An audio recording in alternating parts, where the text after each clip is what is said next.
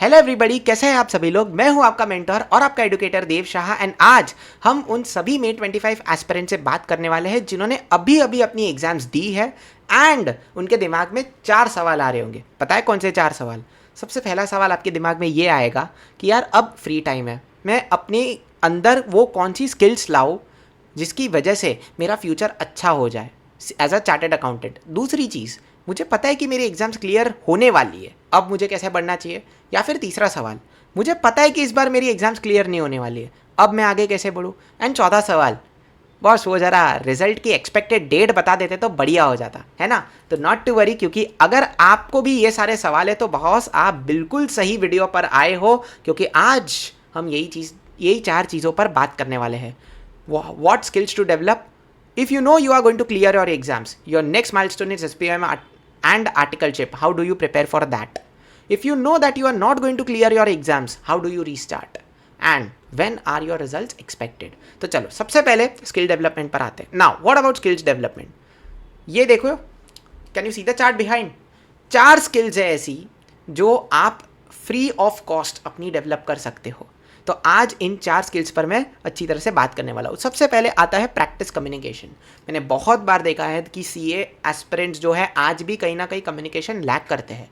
Interest me, अगर आपका communication अच्छा है ना, सुनो, अगर आपका कम्युनिकेशन अच्छा है ना तो आपको एक बहुत बड़ा हेड स्टार्ट मिलने वाला है आर्टिकलशिप में।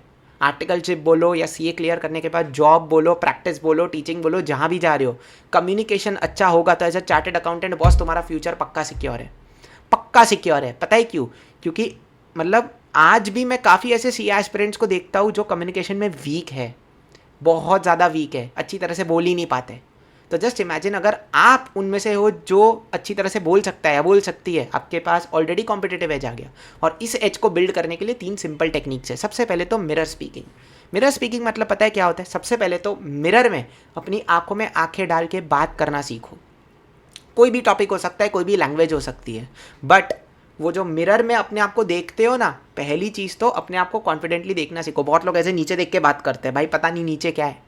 अपने आप को ऊपर देख के कॉन्फिडेंटली बात करना सीखो, क्योंकि जब खुद को देख पाओगे अच्छी तरह से तभी तो दूसरों को फेस कर पाओगे ना। Mirror speaking is very important. आधा पौना घंटा तुम्हें दिन का निकाल के अभी प्रैक्टिस करना चाहिए ये चीज़। दूसरा, मॉक प्रोफेशनल कॉल्स। देखो, we all will be preparing for interviews very soon. जैसे ही तुम्हारा सीए इंटर निकलेगा, आर्टिकलशिप के लिए इंटरव्यूज़ के लिए you are going to start preparing and उधर तुम्हारा कॉन्फिडेंस झलक के बाहर आना चाहिए। नो डाउट तुम्हारे अंदर कितनी भी नॉलेज हो, कॉन्फिडेंस नहीं है, सिलेक्शन नहीं होगा। वी ऑल नो दैट, है ना। सो इस प्रॉब्लम को टैकल आउट करने के लिए पता है एक मस्त टेक्निक क्या है? अपने किसी दोस्त को पकड़ो, उसको बोलो कि देख आज तू मेरा बॉस बन और मेरे को क्वेश्चन पूछ। जूम कॉल पे उसको बुला लो और बोल कि मेरा बॉस बन और तू मेरे को सवाल पूछ, मैं तेरे सवालों का जवाब दूंगा। तू मेरा इंटरव्यूअर और मैं तेरा कैंडिडेट।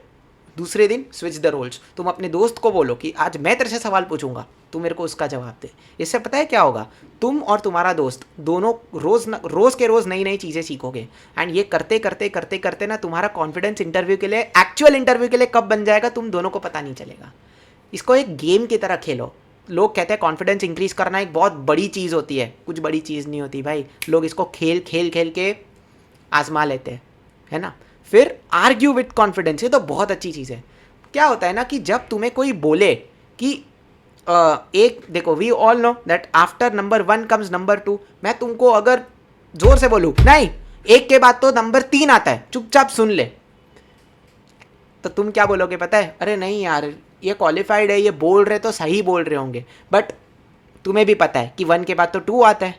ऐसे ही बहुत लोग मिलेंगे लाइफ में जो तुम्हें बोलेंगे कि नहीं ऐसे नहीं, ऐसे ही होता है। तुम्हें बोलना आना चाहिए कि नहीं ऐसे नहीं, ऐसे ही होता है। 1 के बाद 3 नहीं, 1 के बाद 2 ही आता है। I am not going to agree with you. And पता है ये तुम्हें आर्टिकलशिप में कहाँ हेल्प करेगा एंड सीए बनने के बाद कहाँ हेल्प करेगा, मैं तुम्हें बताता हूँ। जब तुम्हारा समझो कोई क्लाइंट है, उस पर इनकम टैक्स की नोटिस आई है और तुम्हें पता है इनकम टैक्स ऑफिसर ने नोटिस में कहाँ गलती की है। नोटिस आनी नहीं चाहिए थी, बट इनकम टैक्स ऑफिसर ने कुछ चीज़ कोई गलती की है जिसकी वजह से उसने नोटिस इशू की है। अब तुम्हारे अंदर कॉन्फिडेंस ही नहीं होगा आर्ग्यू करने का कि इनकम टैक्स ऑफिसर कहाँ गलत है, तो तुम कैसे आर्ग्यू करोगे? तुम क्लाइंट के बेनिफिट में बोल कैसे पाओगे? फाइट करना सीखना है कि नहीं? क्लाइंट के बेनिफिट में बोलने के लिए you should learn to fight officers with your words, with your vocabulary. और उसके लिए ये आर्ग्यूमेंट विद कॉन्फिडेंस का स्किल उधर काम आएगा कि जब तुम्हें कोई बोले ना कि ये गलत है और तुम्हें पता है कि ये गलत नहीं है, सही है, तुम्हें बोलना आना चाहिए कि नहीं यही सही है। समझ रहे हो? दूसरा आता है keyboard skills and digital skills, ठीक है। And let me tell you, जो एक बार फिर से बोल रहा हूँ, ये जो आर्ग्यूमेंट विद कॉन्फिडेंस है ना, it begins with home only.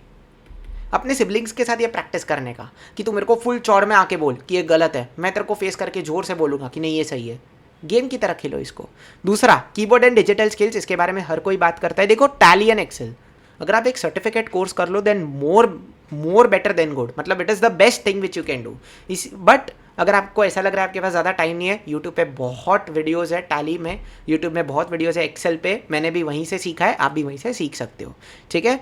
फिर very important social media tip, watch who do you follow.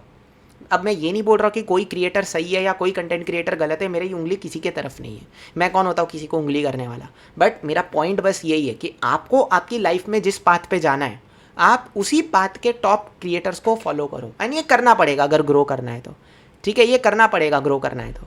And मैं तुम्हें ना एक डेयर देता हूँ, चलो एक डेयर है, चैलेंज है, एक्सेल खोलो और अपनी खुद की कंपनी बनाओ, कोई भी फिगर्स लो चलेगा, बट एक्सेल में ना एक बार फाइनेंशियल स्टेटमेंट्स बनाओ जो तुम पढ़ के आए हो ना, balance sheet, profit and loss account, notes to accounts, accounting standards के हिसाब से एक balance sheet, PNL, notes to accounts, या फिर मैं बोलूँ अपनी मॉड्यूल का, आईसीआई मॉड्यूल का वो चैप्टर है ना अकाउंट्स का, फाइनेंशियल स्टेटमेंट्स ऑफ कंपनीज, उसका कोई भी एक सम उठाओ जो तुमको बहुत अच्छे से आता है, और बट उसको एक्सेल पे करो, वो सारे फॉर्मूलाज जो तुम्हें आते हैं यूज़ करो, एंड उससे तुम्हें पता चलेगा कि एक्चुअली किस तरह से काम होता है ना। यस।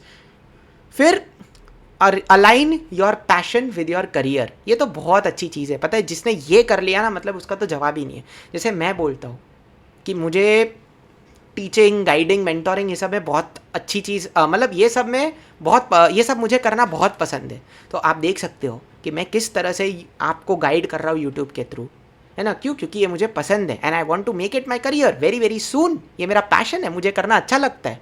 इसी तरह से हो सकता है किसी को डांस का पैशन है, तो जाओ किसी शादी में और करो दिल से डांस, क्योंकि उधर से जो कॉन्फिडेंस मिलेगा वो घर बैठ के नहीं मिलने वाला है ना। इसी के अलावा अगर तुम्हें चेस खेलने का शौक है, मैं ये नहीं बोल रहा हूँ inter state international Khelo, but अगर चेस का शौक है, कैरम का शौक है, यार एटलीस्ट क्लब में, वो जो इंडोर स्पोर्ट्स वाला क्लब है, इंडोर स्पोर्ट्स वाले क्लब में जाओ, एटलीस्ट अपने फ्रेंड्स के साथ खेलो। देखो यार, टैलेंट को आजमाना पड़ेगा, वरना कोई सेंस नहीं बनता टैलेंट होने का। एंड मेन चीज़, अभी तुम्हारे पास मौका है, अब तुम पढ़ाई का बहाना ना मार के early to bed early to rise, yoga, exercise, इन सब चीज़ों पे फोकस कर सकते हो भाई, तो क्यों ना करो। तो ये चीज़ें तुम्हें ध्यान रखनी चाहिए।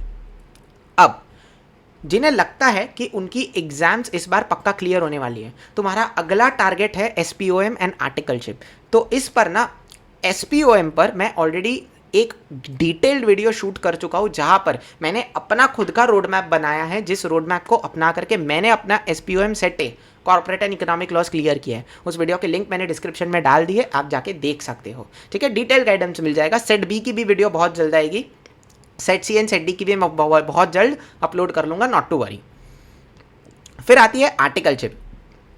अब आर्टिकलशिप के लिए भी A to Z गाइडेंस के लिए मैं अभी रिसेंटली एक्स विकासा सेक्रेटरी एंड मेरे एक बहुत अच्छे फ्रेंड है जयमिन वैद्य जी, मैंने उनके साथ एक पॉडकास्ट शूट किया है। सारी चीज़ें, कौन सी फर्म आपको सिलेक्ट करनी चाहिए, कौन सा डिपार्टमेंट सिलेक्ट करना चाहिए, आपकी फर्म आपके घर से कितने दूर होनी चाहिए, किस तरह से आप ये फाइनल को टेकअप करते हो अपनी आर्टिकलशिप के साथ, everything is covered in this video. इस वीडियो का भी लिंक मैंने डिस्क्रिप्शन में डाल दिया है, तो देखो भाई, सब्सक्राइब कर लो, क्योंकि सीए इंटर की भी गाइडेंस इधर ही मिलेगी, एसपीओएम की भी गाइडेंस इधर ही मिलेगी, आर्टिकलशिप की भी गाइडेंस इधर ही मिलेगी, किधर और जाने की जरूरत ही नहीं है तुमको, सब कुछ इधर ही मिल रहा है। तो एक सब्सक्राइब तो बनता है ना बस, बताओ, वो भी फ्री में भाई। चलो, इसी के अलावा अगर आपको लगता है कि एग्जाम्स आप इस बार क्लियर नहीं करने वाले हो, तो मैं आपको एक टेक्निक बोलूँ, मतलब एकदम सिंपल है। सबसे पहले उस पेपर के बारे में सोचो जिस पेपर ने तुम्हें सबसे ज़्यादा हेडेक दिया है। मतलब जहाँ तक मुझे लगता है May 25 के लिए ग्रुप 2 के एस्पिरेंट्स के लिए FMSM वॉज दैट पेपर, है ना। तो अगर तुम्हें लगता है ना कि FMSM पेपर की वजह से इस बार तुम फेल होने वाले हो, तो बॉस बाकी सब्जेक्ट्स अभी मत उठाना, FMSM उठाओ, देखो तुमने क्या मिस्टेक की।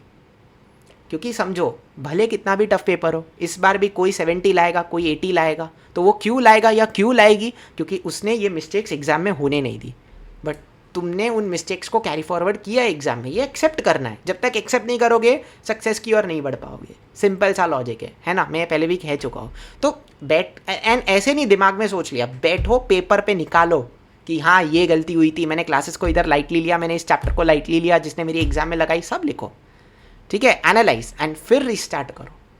और वही सब्जेक्ट से रिस्टार्ट करो जिस सब्जेक्ट में तुमने मिस्टेक्स लिखी है, ठीक है। इसी के अलावा एक बोनस टिप है, काफ़ी बार मैंने देखा है कि आप क्लासेस बदलते हो या आप स्टडी मटेरियल भी बदलते हो ना, मतलब जिस फैकल्टी का आप रेफर कर रहे हो उसको छोड़ के कोई दूसरे फैकल्टी पे जाते पे शिफ्ट करते हो तो भी वो हेल्प करता है। मेरे लिए तो यार FM में ये चीज़ हेल्पफुल थी, है ना। तो लेट्स सी, आपको भी अगर ऐसा लगता है you can definitely try the others.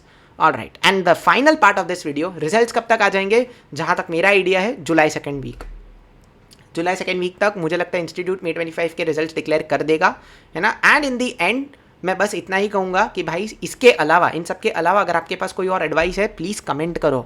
अगर आपको कोई डाउट है, क्वेरी है, कमेंट करो। मैंने बोला ना, जो भी कॉन्फिडेंस है बाहर निकालना है तो कमेंट सेक्शन में डालो। हो सकता है तुम्हें जो डाउट है वो 2 और लोगों को डाउट होगा, तो तुम्हारे डाउट क्लियर करने के चक्कर में मैं 4 और लोगों के डाउट क्लियर कर पाऊंगा। मेरा भी फ़ायदा, आप सबका भी फ़ायदा। कमेंट करो। इसी के अलावा लाइक ज़रूर करना वीडियो को, अगर पसंद आया तो शेयर करना अपने फ्रेंड्स के साथ, सब्सक्राइब ज़रूर करना क्योंकि मैंने अभी बोला SPOM, आर्टिकलशिप, सबकी गाइडेंस इधर ही मिलने वाली है, तो किधर जाने की ज़रूरत ही नहीं है तुमको, है ना। चलो, so guys I will see you in the next video. Till then bye bye, take care and keep studying. And एक और चीज़, अगर आपको ये PDF चाहिए ना तो ये मैं टेलीग्राम ग्रुप पे शेयर करवा दूंगा, उसका भी लिंक मैंने डिस्क्रिप्शन में डाल दिया है। चलो, सी यू गाइज, बाय बाय।